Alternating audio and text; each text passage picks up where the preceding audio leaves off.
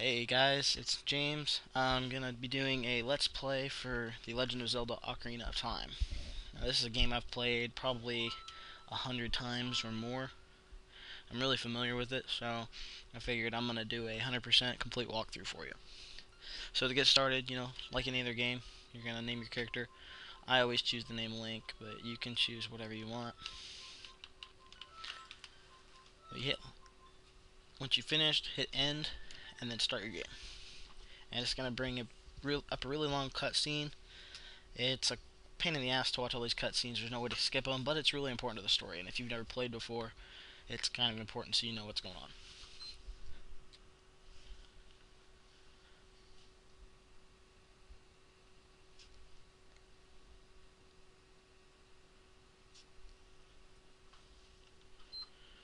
I'm just going to talk about Link, who's the only kid in the forest who doesn't have a fairy. He's kind of like the oddball out.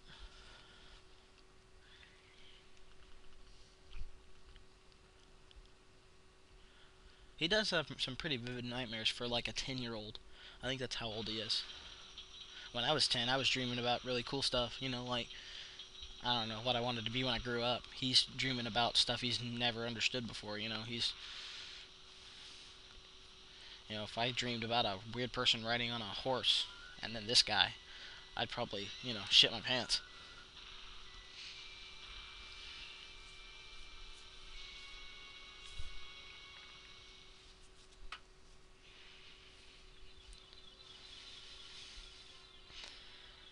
And now they're going to introduce you to Navi. Navi is your fairy. Basically the most annoying character in the game, but very useful sometimes as well. Without Navi, you can't target anything, so she does serve a purpose, even though she is freaking annoying.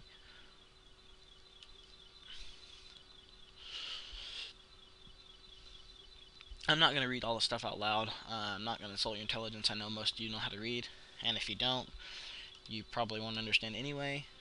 But if you can read, you can do it. I'm not going to do it for you.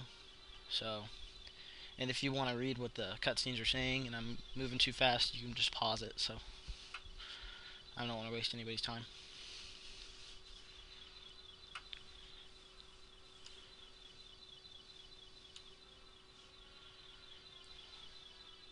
I'm going to talk about the fate of the world depends upon your fairy, which is kind of, wrong.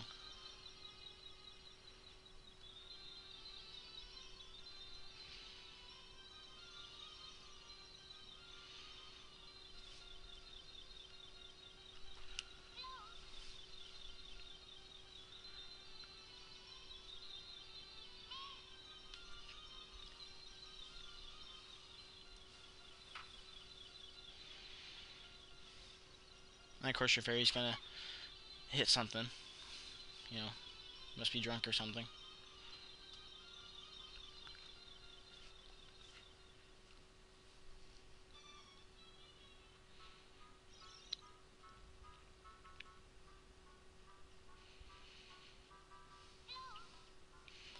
I'm going to tell you to wake up and that the Great Deku Tree wants to talk to you.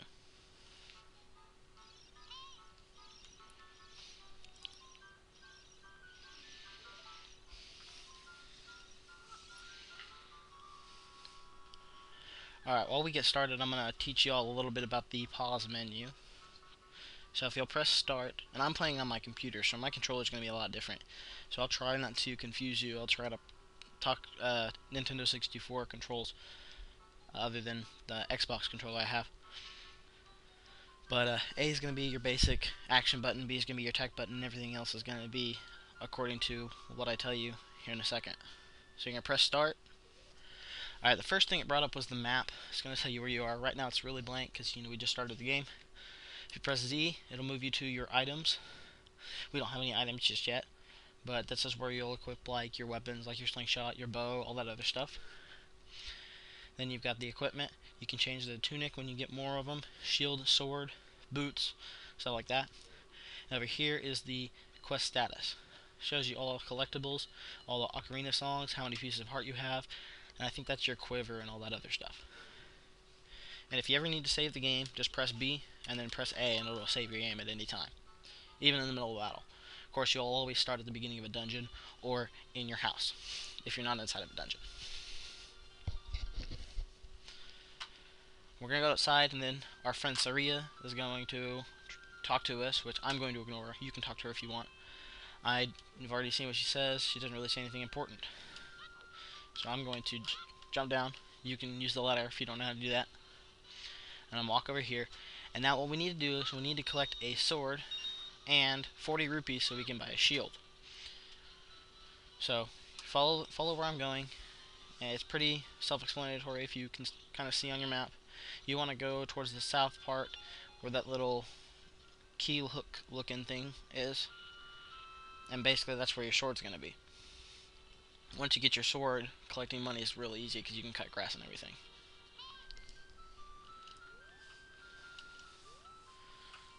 Go over here, collect the rupee. Watch out for this boulder, it hurts. And then follow it. While you're walking through the grass, you'll collect rupees. There's one right here. You can press A to roll faster, and then open the chest and you have your sword. When I first played it took me like 45 minutes to figure out where the heck I was going. I got my shield, that wasn't the problem. Getting the sword was the problem. Could never figure it out.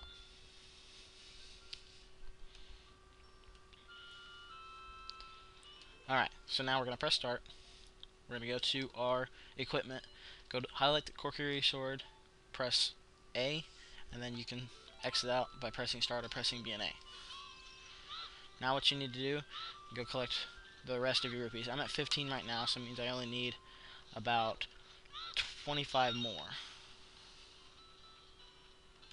There's several ways you can get it. You can go cut grass, you can go walk through the high grass. There's a couple places that'll give you some. There's a couple houses you can go into. There's a treasure chest with a couple. Money is, it's not really that big of a deal collecting money in this game. Not so much it is in Majora's Mask. Majora's Mask is one of those ones you need money for almost everything because you have to, buy more stuff every 3 days because your inventory is empty. I think in this house is where treasure chests are. Either that or there's pots. There's a pot here. If you pick a pot up, you can throw it, and you can go over there. I think there's 2 of them, and I think it nets you 2 rupees, which, not very big gain, but certainly was worth at least coming in. Come over here. I believe in this house there's some more stuff. Yes, there's treasure chest. 3 of them will have rupees in them. You'll get 20 out of here. Oh, no, sorry. Correction, you'll get 11. That'll put me up to 30, not 20. At least I think. I can't remember if it's 2 green and 1 blue, or 2 blue and 1 green. Well, that's a 50-50. Yep, and the other one's a heart. I'm not going to worry about it. So now we've got 30. We just need 10 more. You can climb up on top of this pillar if you want. There's some there. I don't need to get it because all I have to do is jump on this and it'll give me a 5 right there. And then I can go inside the shop because there's 5 rupees inside the shop. You can do this little thing, but it's not important. It's just going to teach you how to Z target, which that's not that difficult. You just hold the Z button and it'll highlight your target. And there's 5 behind here. And we'll go in. Buy your shield for 40 rupees. And it's going to tell you how to equip it, which I've already shown you. It's the same way you equip your shield. You use your shield with the R button, and if you press R while Z targeting, you can defend, which I can't do because my controller's a little screwed up, but fortunately you don't have to do a whole lot of that.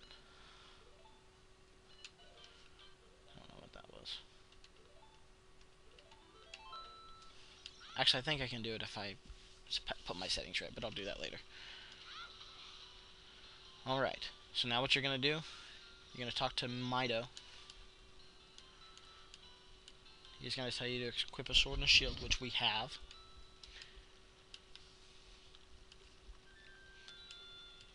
He's going to talk about you having a shield and a sword. He's going to call you a wimp, even though you're going to go on to save the world. Whatever. Then we're going to go through here. Now there's a few enemies. These are your first enemies. I always kill them because you need the items that they're going to drop. They're going to drop Deku Sticks. You use them to light torches and burn cobwebs and other sorts of stuff like that. It's really, really simple. Just slash. They don't even attack you. Nintendo did a very good job in introducing your enemies. The first one doesn't even attack you. Way to go. Now you have this little cutscene. And there's a giant tree with a mustache.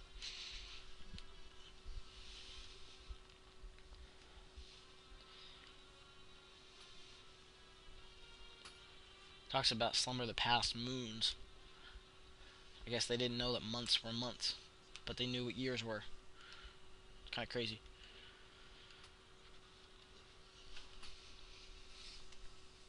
He wants to test your courage. Tells you he's been cursed. Well, if you're cursed, I don't want to go in there. Do I have courage? No. But I'm going to say yes just so you'll let me go in. You're going to open your mouth and you expect me to go in there. Okay, dude. Whatever you say.